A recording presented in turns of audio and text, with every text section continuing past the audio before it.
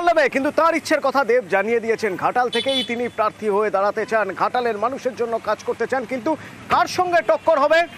আমাদের কাছে যা খবর আছে তাতে সাংসদ দেবের সঙ্গে টক্কর হতে পারে ঘাটালে বিধায়ক হিরণের, অর্থাৎ বিজেপি বিধায়ক হিরণকে সাংসদ পদে প্রার্থী হিসেবে ঘাটাল আসনে দাঁড় করাচ্ছে। সুজিত প্রতিনিধি সরাসরি আমার সঙ্গে রয়েছেন, আরো ভালো বলতে পারবেন সুজিত, কিভাবে আমাদের কাছে কি খবর রয়েছে? অতনু, দেখো, আমাদের কাছে যে খবর রয়েছে, এখনো পর্যন্ত প্রকাশ্যে প্রার্থী পদের কথা ঘোষণা বিজেপি না করলেও কিন্তু সূত্র মারফত যেটা জানা যাচ্ছে, ঘাটালে বলা যায় বিজেপি প্রার্থী করছে হিরণকে।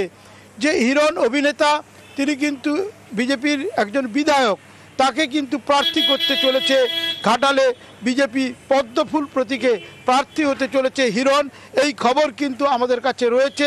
বিজেপি সূত্রের খবর, যে সূত্র মারফত বলা হচ্ছে একদিকে অভিনেতা দেবের সঙ্গে টক্কর দেওয়ানো এবং টক্কর দিতে পারবে হিরণ, অন্যদিকে তুমিও জানো, সবাই জানে, রাজনৈতিক মহল বলছে খড়গপুরে কিন্তু একটি অম্লমধুর সম্পর্ক রয়েছে বিজেপির অন্দরমহলে দিলীপ ঘোষের সঙ্গে। অর্থাৎ কিনা দিলীপ ঘোষ বিজেপির সাংসদ, তার সঙ্গে যে একটি অম্লমধুর সম্পর্ক, একটা যেন নিজেদের মধ্যে একটা দ্বন্দ্ব রয়েছে, সেখানে কিন্তু দেখা যাচ্ছে বিজেপি মনে করছে যে মেদিনীপুর আসন দিলীপকে পুরোপুরি ফ্রি করে দেওয়া, অন্যদিকে ঘাটালে দেবের বিরুদ্ধে লড়াইয়ে একজন অভিনেতাকে সামনে আনা, যে কিনা ইতিমধ্যেই বিধায়ক দলের, তাকে কিন্তু সামনে আনতে চলছে। যখন কিনা ঘাটাল নিয়ে দেবের প্রার্থী হওয়া নিয়ে তৃণমূল সহ রাজনৈতিক মহলে জোরদার আলোচনা, তখন কিন্তু একেবারে সন্তপর্ণে বিজেপিও কিন্তু তাদের প্রার্থী নাম চূড়ান্ত করতে চলেছে।